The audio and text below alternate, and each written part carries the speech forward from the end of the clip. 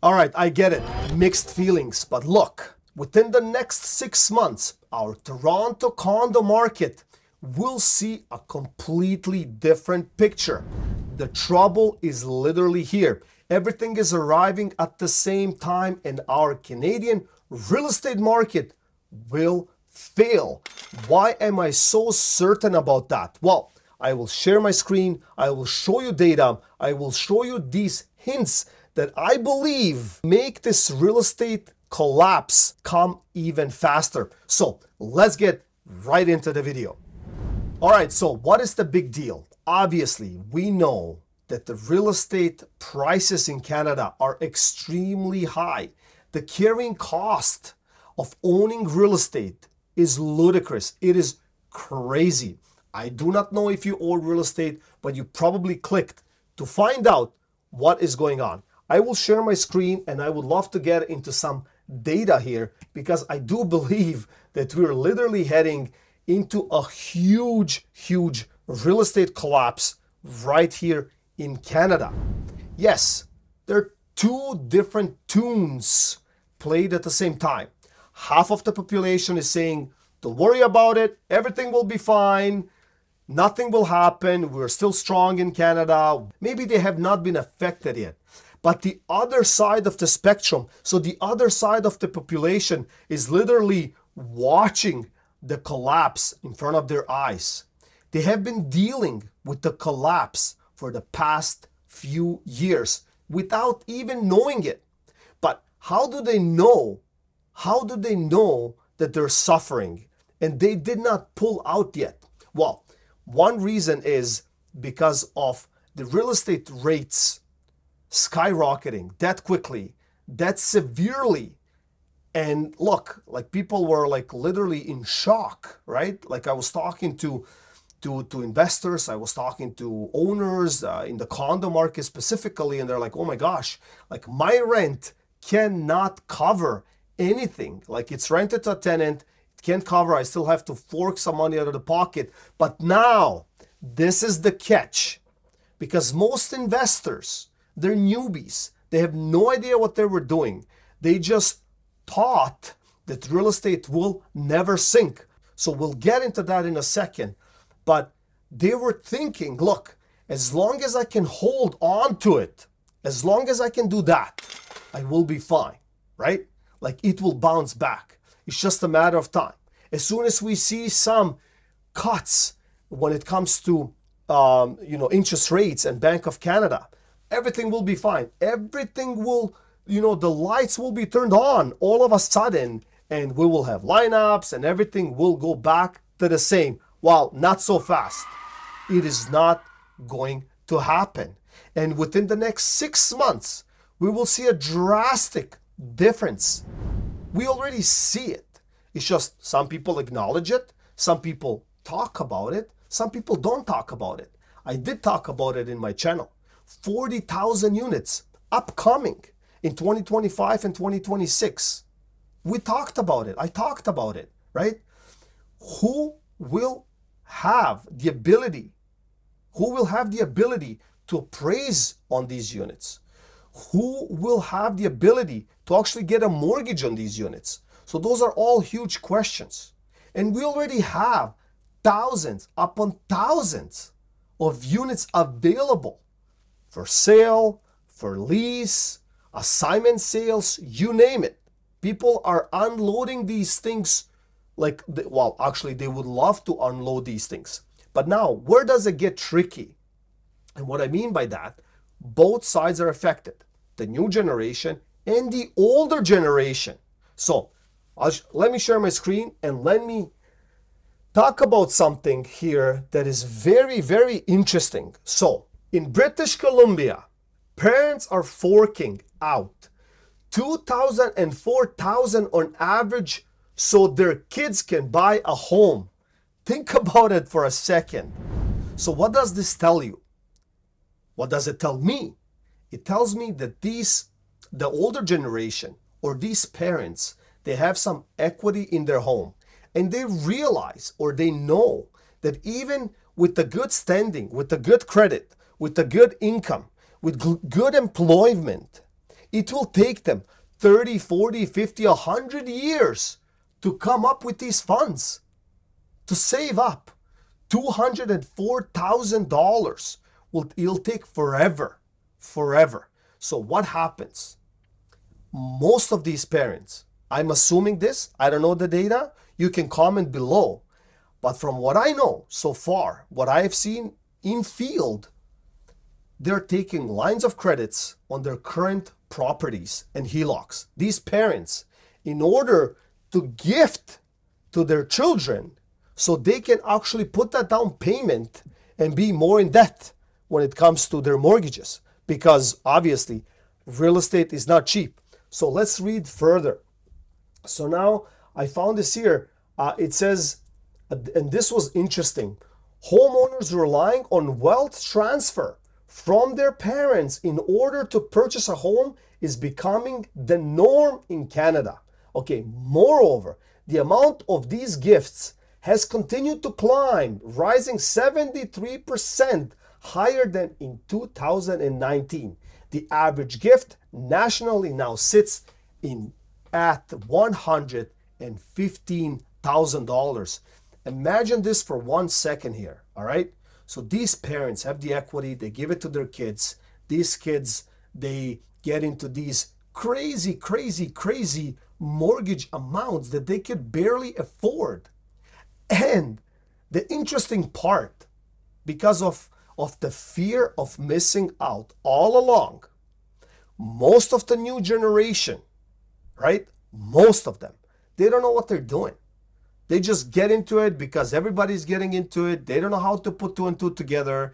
Most of them relied, this is what I heard, most of them relied on equity growth. Yes, there are different ways of you capitalizing on a particular investment. So it could be monthly, it could be a lump sum, right? So monthly, you buy something, you rent it out, and you have that cash flow ongoing. That's one strategy. Second strategy is lump sum.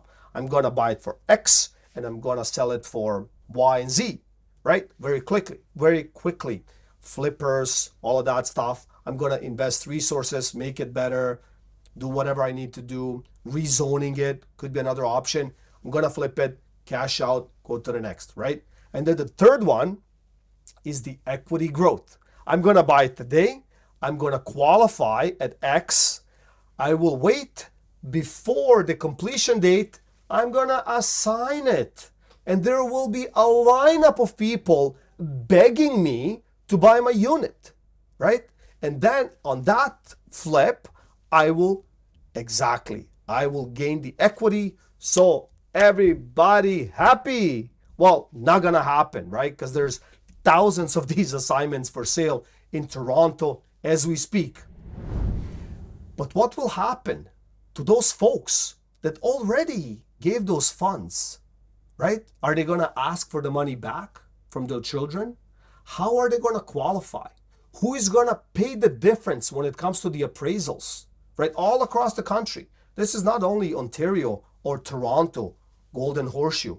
We're talking about the entire country. Vancouver, Calgary, Edmonton, you name it, right? Even Halifax, okay? But check this out. Another problem. When you had those lineups, right? The pressure, fear of missing out. Like you heard it all over news back in the day. If you were in one of those lineups, if you have ever seen it, it was crazy. It was insane. If you don't sign on that agreement right now, you will lose that condo. And guess what? Builders, developers, obviously, they used and abused the situation, right? Why not? Let's just make these condos smaller and smaller and smaller, and let's build as many as we can because there's a lack of inventory. And obviously, with that comes the pricing. We can increase our prices.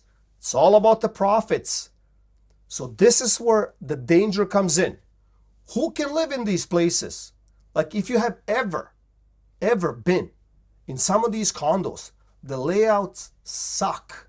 It's garbage. Nobody can live in these condos. Nobody can live in them. They look like letter S or H, or I don't even know. It looks everything but a normal place to live. I'm not even talking about a size, right? Like there's small condos with a proper square floor plan that you can utilize the interior space. Do you understand what I mean? So what's going to happen? Now the entire country, or like let's talk about Toronto, is filled with these condos that nobody wants, nobody can sell, and nobody can live in them. So what are you going to do with some of that? So brings me to the second point. And the second point is right here. Toronto rents are finally falling. Here's why this is happening and how long the prices could drop. So this was released through Toronto Star, November 29th, so a few days ago. So now even the rents are falling. Why are they falling? No demand. Nobody is pressured anymore to live in these boxes that are not livable. Nobody can live in that, okay? And the floor plans suck on top of that. I've seen some condos, like the entire condo is a hallway, literally, like a small hallway, like unbelievable. Anyways, so what is happening? So obviously, these investors, speculators, and owners are forced, willingly or not willingly, but their bank account will say so, because they're pressured now to reduce their rents in order to at least, how am I going to say this, to make that impact a little bit softer. There will be an impact. They're losing money 100%. And in some cases, you guys have commented on some of the videos before. I made videos on single towers in Toronto, like 309 unit tower in downtown Toronto. They have 98 units for lease. Imagine that for a second. There are some towers, there's like over 100 of these for sale or for lease or both. So what is happening? Nothing. It's a collapse. That's exactly what is happening. And brings me to another point. All right, so another point is, and everyone is saying, we're good. There's no problem. We should not fear, right? There's no recession. Yes, recession is coming. And one of the strategies for a government of Canada is to push Bank of Canada, in this example, to reduce these interest rates as far as they possibly can, right? So they can offset the impact. Impact will happen. It's just to offset it, to make it a little bit softer, right? So what is happening to employment? Look, check this out. Let me share. So this was on April. BCE, 4,800 jobs. Bench, BlackBerry, Body Shop, Canada Goose, Cascades Inc., CPA of Canada, Dorel, Aimbridge, Factory, the Google, you name it, the list goes on. And Mountain Equipment, Vancouver based, laid off 14 people, and less than 1% is 1,700 staff. These are in thousands and thousands of people being laid off now in this year. So guess what's going to happen? If some of these cannot afford to live and to acquire and to live a normal life, never mind save money, guess what the next step is? Mom and pop tapping into their visas, which is skyrocketing, right? The debt is crazy. Tapping into their line of credits so they can actually, weather the storm. Guys, it's a catastrophe, right? So I mentioned these things years ago on my channel. I said, look, guys, it's not looking good. It's not looking good. And I was surprised that most of the comments, even on the channel, I respect. I don't delete my comments. Whatever it's there, it's there. But I was surprised how many were so naive, or they believe that like they have to fix it. Like they cannot raise interest rates. Boom, they did. Oh, they cannot let it, like they cannot allow this to happen. Who is they, first of all? So anyways, I hope you got something out of this video. And yes, you have to make your own decision and own strategies and to do your own research. So, but at the end of the day, I hope you got some value out of this. Thank you all for watching. Please click on any other videos if you like, and I will see you in the next one.